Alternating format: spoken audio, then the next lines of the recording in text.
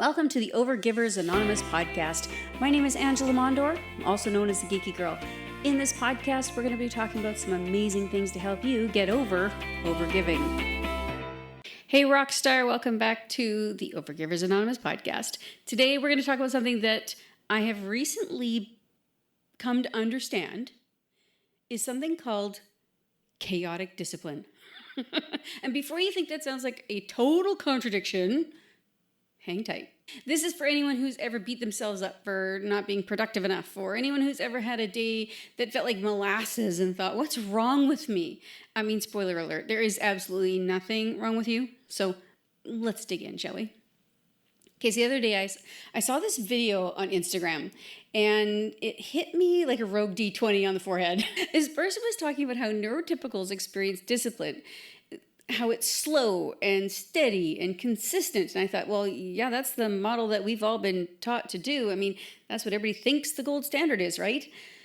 Except it makes me and a lot of us feel like itchy and anxious and burnt out, like we're trying to wear a productivity costume that doesn't quite fit.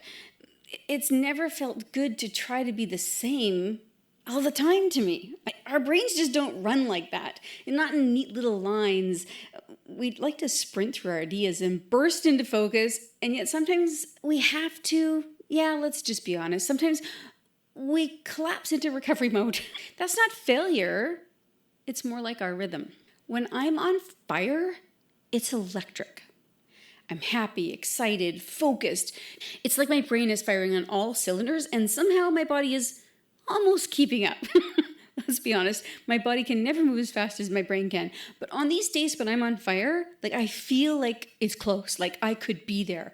I'm just hanging on for the ride and things are they're just working. It just feels amazing.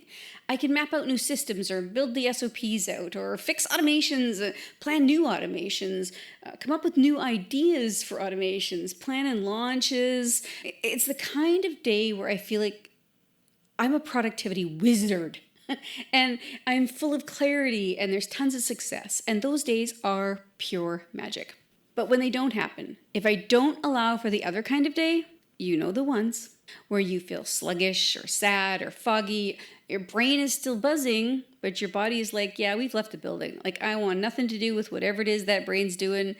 I refuse to play nice. You're scrolling through your phone, you know, that doom scrolling that happens. Maybe you open the fridge 5 or 6 times and you can't even remember why you went to it every single time. And you feel like every task requires extra context. They're all way more complicated than you can possibly handle. And you might as well be staring at a locked door with no keys in your hand. So I plan for them. Each week I build in what we call in the Rockstar Mastermind brain dead tasks. It's stuff that doesn't require my creative genius. It's clicking, sorting. For me, I can do research on those days, light admin, reviewing things perhaps that have been built already. When I hit a low energy day, I don't force myself to write a 300-word sales page. I mean, I need to be on point and on fire for one of those.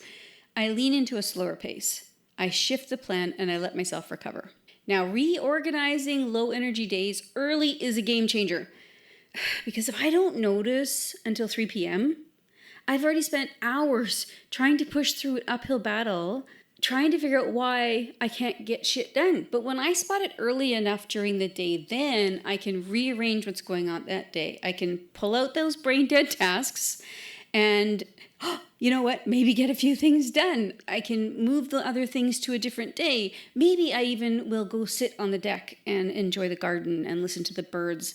Allow myself the space to have a slower, more relaxed, and slower energy day. Here's what happens when I honor that rhythm. The next day, I'm back. I'm focused, I'm energized, I can knock out what would have taken me a week if I had tried to push through the fog. But when I ignore my needs, when I try to power through, that crash lasts longer. I lose days, not just hours, and I beat myself up that whole time. So I've stopped doing that the best way that I can. And yeah, there's some days when I still can't figure it out till 3 p.m. and I've lost the time, and I ultimately know that it's going to cost me some time. But I'm getting better every time to be able to recognize those things before they happen. And I've put these things in place so that I can give myself grace during those times. So the biggest shift for me was learning to be present. I know that sounds simple. The concept is simple. It's not easy. But I'll tell you, when my kids were little and I was starting out my business, I was always distracted. When I was with them, I was thinking about work. And when I was working, I was always thinking about them. These guilt monsters were relentless, just trampling over everything that was happening in my life. And I was never where I actually was. And it drained me to my core. When I finally let go of those shoulds, and the air quotes come in, I chose to be present instead. That's when everything changed. I made better business decisions. I enjoyed my time with my kids more. It felt peaceful for the first time. And the quality of time that I had was so much better as well. So if you're feeling guilty for needing a break, I want you to hear this. You don't need permission to rest. You need rest to be your brilliant self. And if no one's told you this lately, your rhythm is valid. Your rest is productive. Your way is enough. I hope you feel seen. I want you to know that you are not failing. If you're not firing in all cylinders today, you're just recharging your rocket fuel. Now, you guys know I like to read.